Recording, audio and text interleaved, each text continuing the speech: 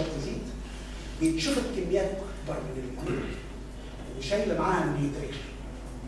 بهذا النيوتريشن بيبدا النبات ياخد كميه كبيره من الغذاء فبيبدا يعمل الاوفر دوز. وفي نفس الوقت بنضاعف الانتاج. يمكن سيادتك عارف يا اسامه بيه هو ان احنا بنرش النبات في مراحل معينه.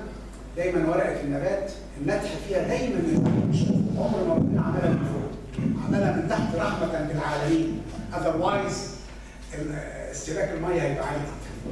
فاللي بيحصل ان احنا بنرش الميه بفرتلايزرز معينه ملوحتها عاليه فبتخش تعكس العمليه، تعمل بدل بامبنج اوزماتيك بامبنج من تحت فاكيوم، فبتسرع من فاكر الفيلم اللي بيقول لك بتاع العنب بتاع هو بيزد على الاول لانه هو جاي المزرعه وعملنا تجربه بيها. الحقيقه العلم بسيط لما تيجي تلاقي العمليه علميا بسيطه جدا واخد سيادتك. المهم نقتنع بيها نثق فيها ونحبها. وريني الانتاج بتاع الطول يا ابني. ده الانتاج الطول الحقيقه حاجات اورجانيك. يعني دايما انا بحكي للدكتور شريف عمرك شفت خيار شفاف؟ خيار شفافه يعني لو قعدت تاكل هتاكل مثلا 10 كيلو من غير ما تحس. كل اللي كنا هناك كانوا بياكلوا الخيار على طول. اللي بعده طماطم. كمل يا ابني. اللي بعده كمل. هل تتخيلوا ان دي صحراء في الطور وصحراء سيئه جدا وزرعتها زي ما هي بالحصى والحجر؟ واقسم بالله لم يزيد استهلاك الفدان عن 5 متر مكعب. المعادله بتاعتي بتكون فاذا كان بتوع الفاو وبتوع الزراعه ارجو لو حد زراعه هنا هيقوم يخبطني في حاجه كل مره بيتخانقوا معايا. انا ما بدخلش في اي حاجه لكن انا بتكلم ككيميكال انجينير. فعلا المعادله مظبوطه والمعادله ديت انا يعني تاني عايز انشرها واديها اشرحها للناس. لكن على الطبيعه فعلا انتجنا قمح ذهب. معرفش يا سيدك شفت اسامي ريب محمد جه زاري وخد كميه منه معاه. الصوره دي كانت عود فيه كذا سنبله. الصوره اللي كانت قبل دي ايوه ده قمح. العود نفسه الواحد فيه كذا سنبله. سبحان الله. طب انا هقول لك حاجه تقدر تضحكني. هل تتخيل في يوم من الايام انك تشوف عباد شمس الزهره قطرها 30 سم ووزنها 2.5 كيلو؟ طب ما نعمل فكر بقى في الساق بتاعها شكله ايه؟ القوي اللي شايلها. وازمه مصر الجايه استيراد 3 بليون دولار كل سنه لزيوت الطعام. هل في سبيل ستادي عن المشروعات اللي ممكن تترتب على مثل هذه الدراسات؟ اللي كل حاجه معمول لها كل شيء واخد بالك. في بايلوت بروجكت مثلا يعني؟ لا مش حقيقيه دي. مش حقيقيه. في بايلوت. لا البروجكت هو يعني انا بقول ستك المعجزه قد تحدث الاتي ان بسبب ارتفاع الدولار جايز الدوله هتعمل بيريود. هو لو في سبيل ستادي انا هاخدها لاحد البنوك ممكن يتبنى. بغض النظر عن كل ده يعني طبعا انا راجل مهندس والمهندس بيبدا دايما بتكلفه اقتصاديه. لو انك عملت حاجه سبيسيفيك بتاع it doesn't work من ناحيه الكوست وايز زيرو. واخد بالك؟ فمش معقول انا بضيع وقتي وبضيع فلوسي. لا بنشكر ونثني. انا طبعا جهدي الاكبر دلوقتي في عمان وبدات في الخليج كله. واخد بالك؟ يعني انا ما اقدرش افرض نفسي على مصر الا اذا طلعت مصر. احنا بس عايزين نعرف ايه المعوقات اللي الموضوع ده منتشر في مصر وايه الدخل؟ هو كان المعوق الرئيسي الدوله يا فندم المعوق الرئيسي كان الدولار. طول ما الدولار افيلابل وزود الزبرة يعني غير المشكله دي يا فندم خالص. احنا بنتكلم على الدوله هنستاذن حضراتكم بس نستنى عشان الوقت وبعدين اللي عايز ماشي لو سمحت يا دكتور عشان الوقت اتفضل. كده اعتقد انك كفيت يا شكرا. شكرا.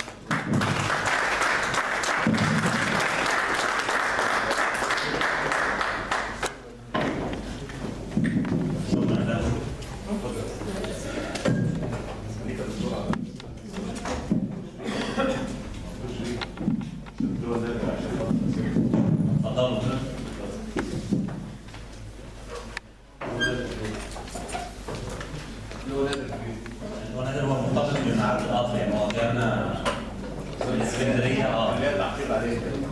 هو عشان كده مش كده. طيب نبدا. اتفضل معلش. هنستأذنكم بس.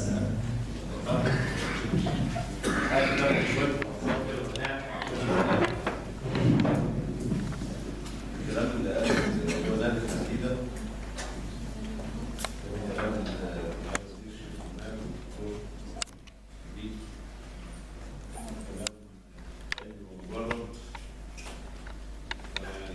صوت اشتركت كثيرا في مشاهدات كثيره معهم في هذه الامور. بالنسبه للحلقه الجزء الاول من الندوه، العنوان الحقيقه كان صعب، حمايه النيل من التلوث البترولي. والباقي بتاع المحاضره كله ملوش علاقه بالتلوث البترولي. فاذا كان حمايه نهر النيل بوجه عام اهلا وسهلا، واذا كان هناك تلوث موجود متوقع من البترول فهو اقل الملوثات خطرا واسهلها علاجا. لان احنا عارفين ان الملوثات البتروليه زي ما هو الدكتور نادر شرح، بنتكلم في انها حاجات كلها في وزن اخف فاقتطفوا، وانها حاجات كلها لها علاجات، مجموعه من العلاجات، حاجات تقدر ندوبها ونقدر نمنعها، فكلها معروفه. اذا كان على التخوف من النقل النهري، عادة اللي موقف القصه ديت كان وزاره الري نفسها هي اللي وقفت النقل النهري، خاصه الوقود زي ما هو ذكر 96% من النقل يتم بالطريق البري، وده مهلك ومستهلك بكميات كبيره من الوقود، وان حوالي نصف المية فقط من النقل بيتم عن طريق النقل النهري، وده الحقيقه نسبه متواضعه ومخزيه، لانها لو تغيرت بنسبه اكبر من كده النقل النهري تكلفته في النقل تصل إلى 1/20 من أنواع النقل الأخرى، بخلاف الضغط اللي على الطرق والمشاكل اللي بتحصل على الطرق من أسوأ من أنواع النقل. فكان ده التحفظ الأول الحقيقة على النقل نفسه. الجزء الآخر اللي كان بيتحفظ عليه الفيلم بتاع كيما. كيما مصنع أسمدة. لا تدخل في مصنع الأسمدة بكميات كبيرة تصل إلى 1200 متر مكعب في الساعة. يعني احنا بنتكلم في اليوم ممكن نعدي أرقام صعبة، 50,000 متر مكعب مثلا. بس مش دي قضية.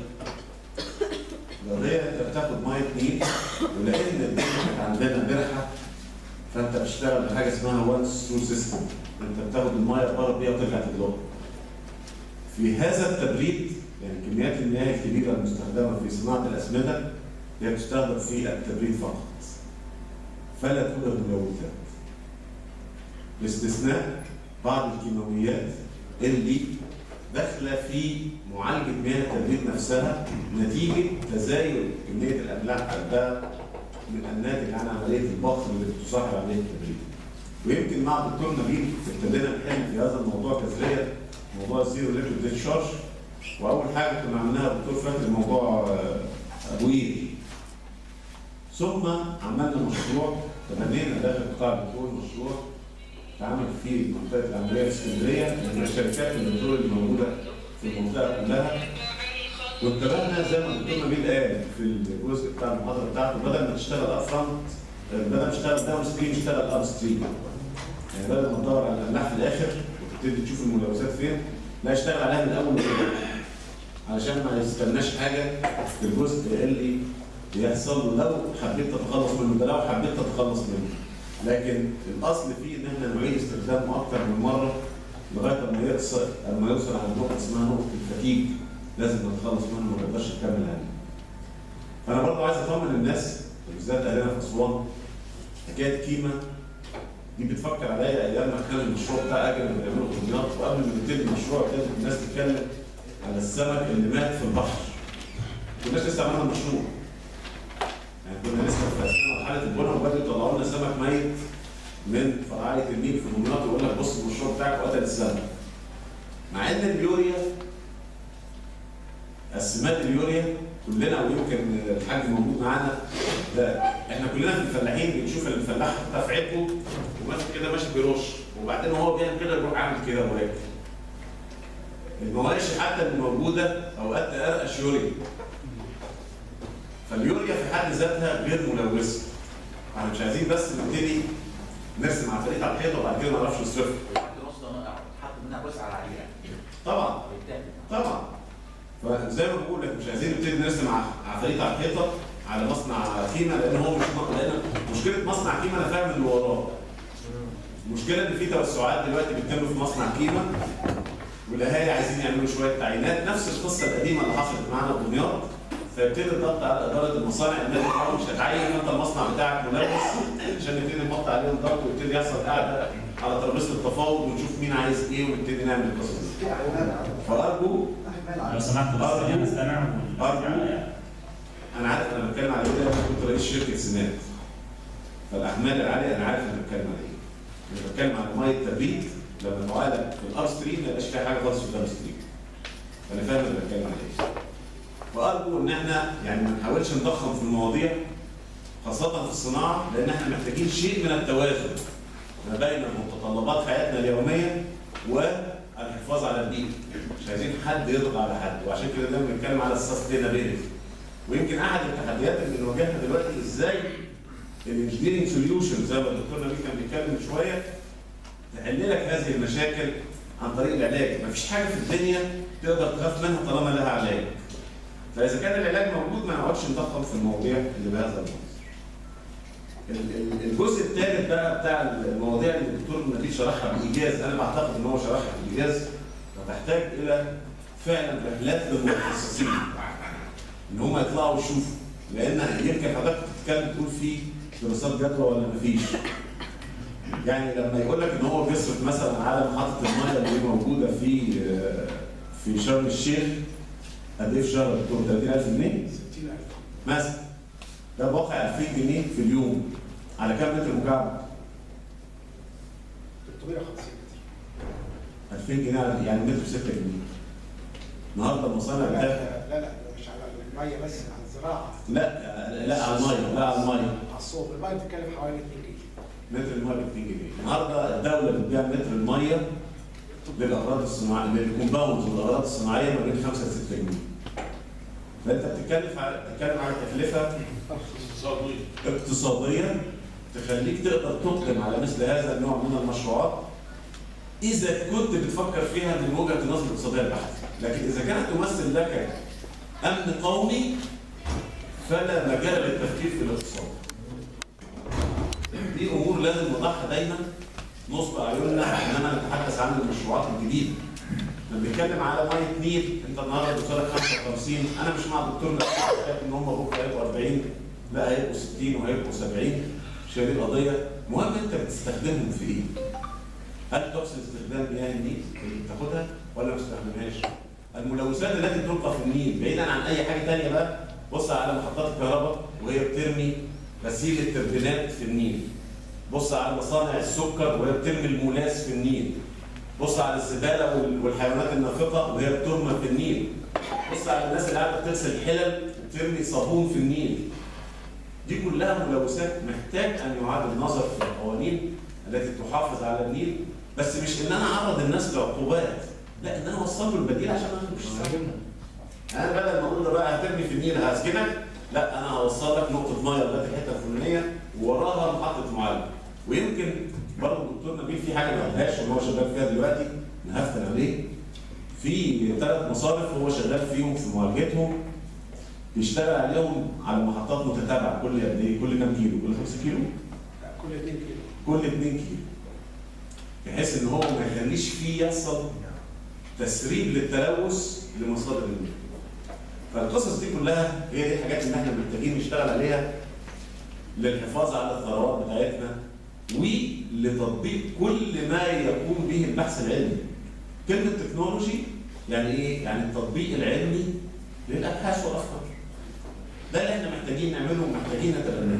يمكن الاخ العزيز الدكتور شريف حماد الفتره اللي تولى فيها انا اشهد ان هو عمل طفره في مجال التطبيق العملي للحاجات اللي زي كده، للنظريات المفيده. لكن بتيجي اوقات ما تفهمش ايه اللي بيجري. ليه بتتوقف هذه العجله عن الدوران؟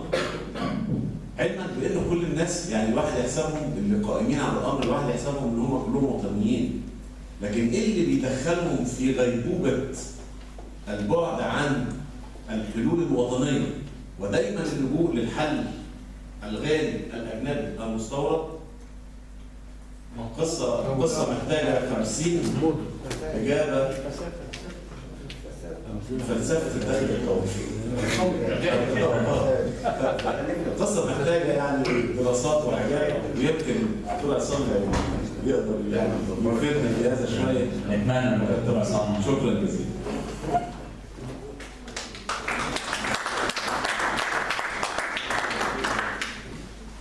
دكتور عصام اتفضل.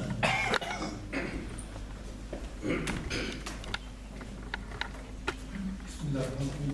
أنا طبعا يعني مش هقدر أضيف حاجة للكلام العلمي والفني اللي اتقال، لكن يمكن أحاول ألخص المواضيع تحت مظلة أكبر.